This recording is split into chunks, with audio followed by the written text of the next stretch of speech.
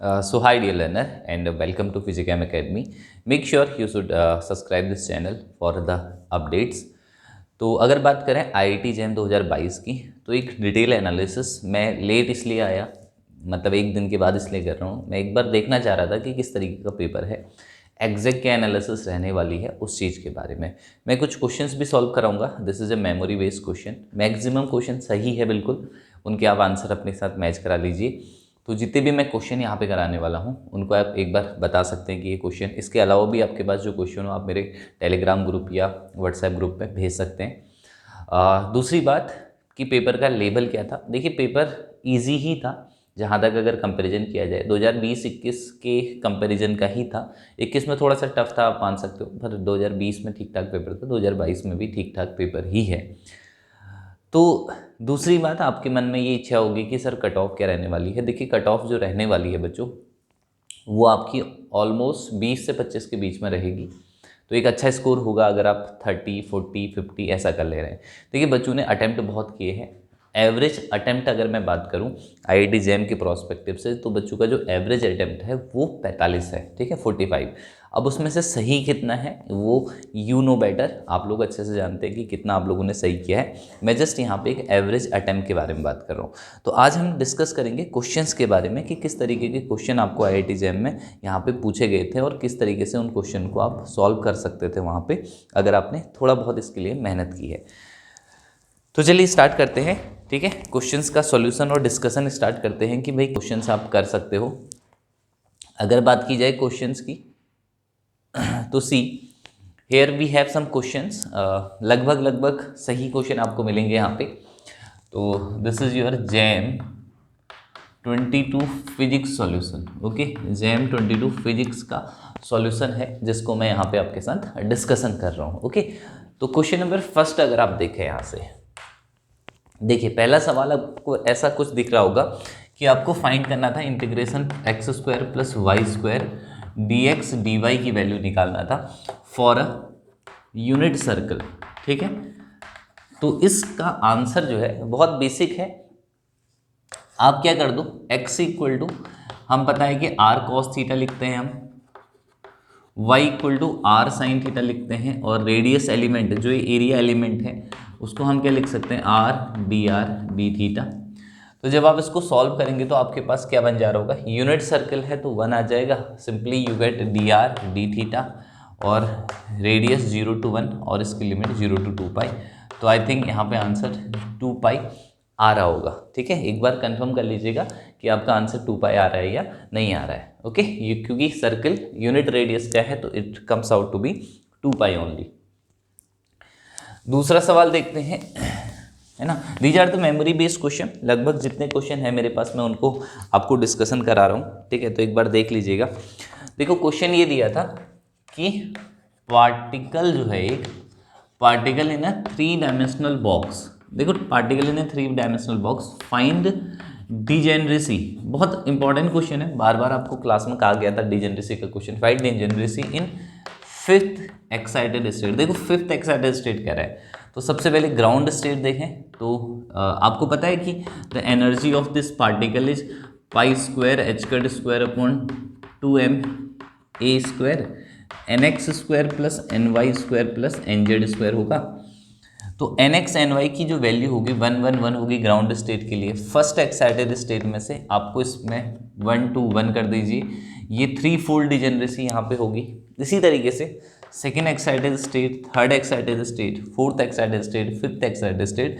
तो जो fifth excited state है इसकी, ठीक है, देखिए थर्ड, तो फिफ्थ एक्साइटेड स्टेट कुछ इस तरीके से आ रही होगी कि total energy N X square plus N Y square plus N Z square की वैल्यू 14 आएगी यहाँ पे, है ना, क्योंकि बार बार क्वेश्चन आ चुका है। यानी कि आपको यहाँ पे 3 का स्क्वायर प्लस 2 का स्क्वायर प्लस 1 ऐसा मिल रहा होगा। ये है फिफ्थ एक्साइटेड स्टेट 3 2 1, है ना। फोर्थ एक्साइटेड स्टेट 2 2 2 है, तो 3 2 1, तो 3 2 1 के कितने कॉम्बिनेशन हो सकते हैं, टोटल कितने कॉम्बिनेशन हो सकते हैं, 6 कॉम्बिनेशन हो सकते हैं। 3 2 1 ले लीजिए, 2 3 1 ले लीजिए, इस तरीके के 6 कॉम्बिनेशन आपको यहाँ पे मिलेंगे। तो what is the degeneracy of fifth excited state is 6। देखो क्वेश्चन में कंफ्यूज हुए होंगे कुछ बच्चे, fifth excited state actually the छठी जो स्टेट है वो फिफ्थ एक्साइटेड स्टेट है हमारे यहाँ पे। ग्राउंड स्टेट अगर हम माने 111 तो उसके बाद से जो आगे कहानी चली है उसके बारे में यहाँ पे डिस्कशन किया जा रहा था। ओके ठीक है जी, नेक्स्ट सवाल देख लेते हैं। अगला सवाल जो मुझे यहाँ पे मिला है कि भाई omega equal to something under root of ऐसा की दिया था K square plus A square, और क्वेश्चन पूछ रहा था फाइंड ग्राफ बिटवीन, ठीक है। अब मुझे पता नहीं यही आया था या नहीं आया था, graph between we ji and omega upon के। तो भाई मेरे ओमेगा अपॉन ए सॉरी, तो आपको वी जी और ओमेगा अपॉन ए के बीच में ग्राफ चाहिए, ठीक है। तो ओमेगा गिवन है तो डी वी जी बराबर क्या होता है आपको पता है, डी ओमेगा बाई डी के। तो आप इसको डिफ्रेंशिएट मारो एक बार, है ना, इस टर्म को डिफ्रेंशिएट करो तो क्या आएगा, ओमेगा गिवन है तो एन एक्स की पावर एन माइनस वन, तो के स्क्वायर प्लस ए स्क्वायर की पावर 1/2 माइनस का एन एक्स की पावर एन माइनस वन होगा ना, और 2 के साथ में आ जाएगा, के से के कटा तो के बाहर बच गया अपॉन के स्क्वायर ए स्क्वायर की पावर 1/2, और ये वी जी की वैल्यू है।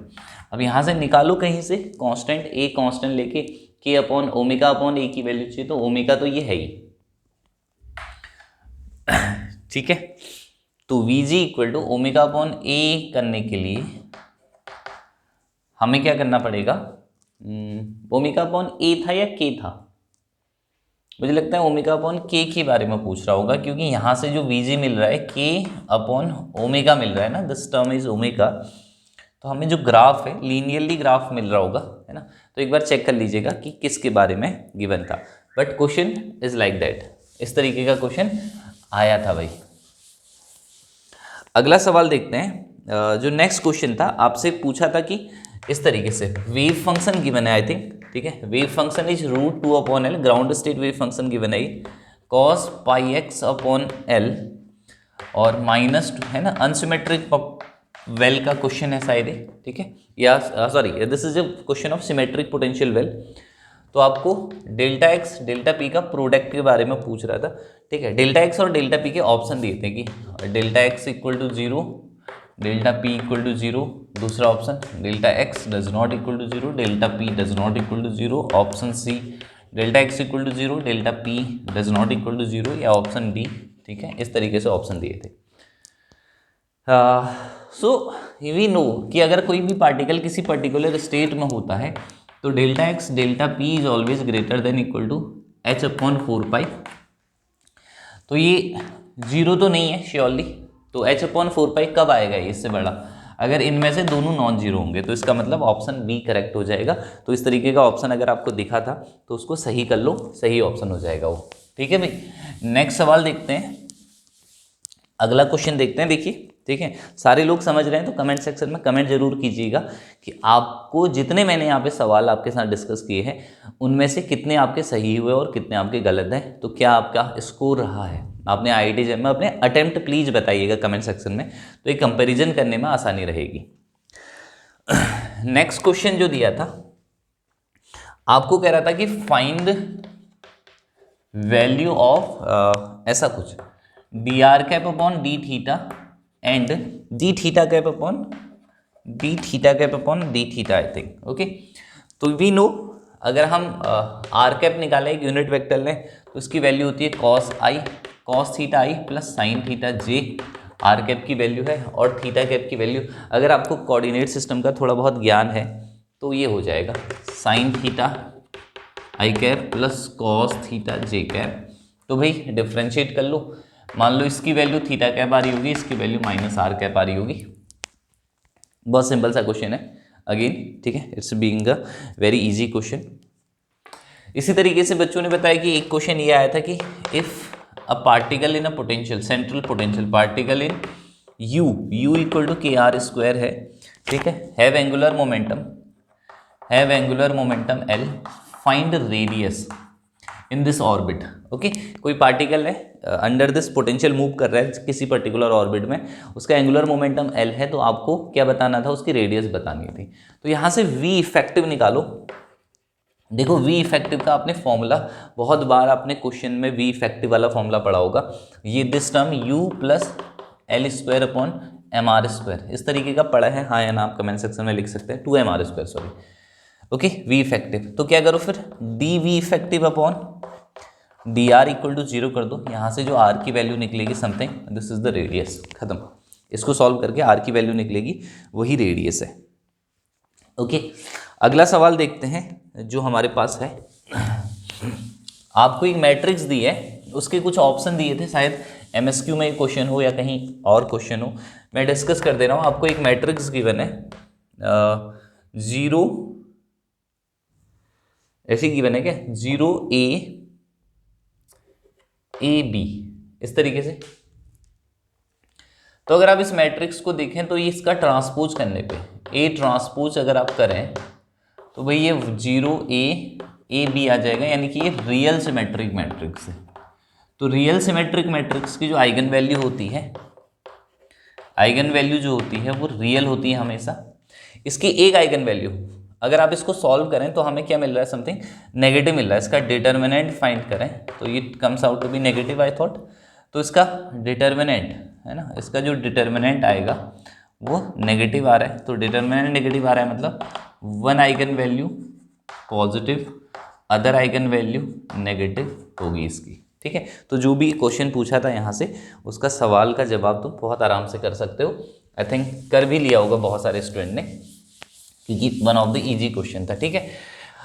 इसके साथ ही साथ मैं डिटेल डिस्कशन कराऊंगा 3 बजे अनअकैडमी लाइव के ऊपर, ठीक है, अनअकैडमी के लर्निंग ऐप पे, वहाँ पे आप मुझे ज्वाइन कर सकते हो भाई।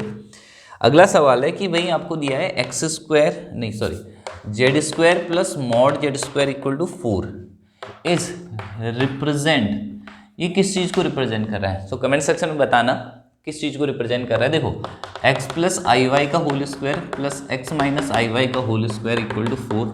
सॉल्व करो, a² प्लस b² का फॉर्मूला लगाओ, तो ये बच रहा होगा x² minus y² equal to 2। तो ये किसकी इक्वेशन है, हाइपरबोला की, ठीक। तो ये किसकी इक्वेशन मिल गई आपको, हाइपरबोला की इक्वेशन मिल गई। तो मुझे लगता है कि बहुत आसान सा डिस्कशन हो रहा है, बहुत क्विक सा डिस्कशन हो रहा है और तुम्हें कोई परेशानी नहीं हो रही होगी, ठीक है भाई। अगला सवाल दिया था वेलोसिटी ऑफ हाइड्रोजन एटम्स, ये बहुत जेईई मेंस के लेवल का सवाल है। Hydrogen atom in n equal to 2 state. देखो बहुत सारे तरीके हैं, ठीक है। या तो आप वेलोसिटी की डिपेंडेंसी याद कर लो, है ना, या तो बच्चों को क्या हो कि भाई वेलोसिटी की डिपेंडेंसी याद हो, उससे क्वेश्चन निकल जाएगा, या एनर्जी का फॉर्मूला पता हो, उससे निकल जाएगा, है ना।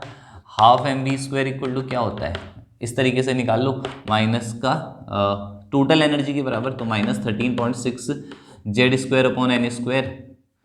तो z² अपॉन n², यहाँ से सॉल्व करो, v लिखो, मास ऑफ इलेक्ट्रॉन लिखो, सॉल्व करके आ जाएगा। ये कितना आ रहा था आंसर आपका, 1.09 इंटू 10⁶, या सीधे सीधे वेलोसिटी की वैल्यू लिखो, ठीक है। शायद n के इन्वर्सली प्रोपोर्शनल होता है, वहाँ से भी निकल जाएगा। cy है ना, cy137 ऐसा कुछ जहाँ तक मुझे आ रहा है, cy137 होती है, ठीक है, z अपॉन n या n अपॉन z। तो इसको भी यूज कर लो, या ऊपर वाला जो याद आ रहा है उससे यूज करके सॉल्व कर लो, कोई दिक्कत नहीं है भाई। नेक्स्ट जो सवाल आया था बड़ा चूरन सा था। तो अगर f कंजर्वेटिव है, आपको बेटा क्वेश्चन दिया था कि f equal to bx² plus ay² plus bxy i cap plus 4x² plus 4xy plus y² j cap. तो क्वेश्चन कह रहा था find a comma b if f is conservative. देखो चूरन सा क्वेश्चन है, सॉल्यूशन करेंगे, क्या करेंगे, del cross f equal to 0 कर देंगे, यानी कि कर्ल फाइंड करेंगे। इसके साथ देख लो, i आएगा, j आएगा, क्या आएगा, del upon del x, del upon del y, del upon del z, fx fy fz तो है नहीं, तो i निकालोगे तो ये 0 ही, तो i के साथ आ जाएगा माइनस का, देखो i निकालोगे ये 0 ये 0, तो डेल अपॉन डेल जेड का कहीं फंक्शन है नहीं, तो ये तो हटा ही दो ये वाली लाइन को, ये 0 ही आएगा मतलब हमेशा। जे करोगे तो ये 0, ये भी 0 आ जाएगा, जेड है नहीं, तो के बचेगा, तो के खाली के कैप बचेगा मेरे साथ। क्या बचेगा, देखो del upon del x f y minus del upon del y f x, equal to 0। Solve कर लो, अपने आप ए और बी के रिलेशन निकल जाएंगे। बहुत ईजी क्वेश्चन है।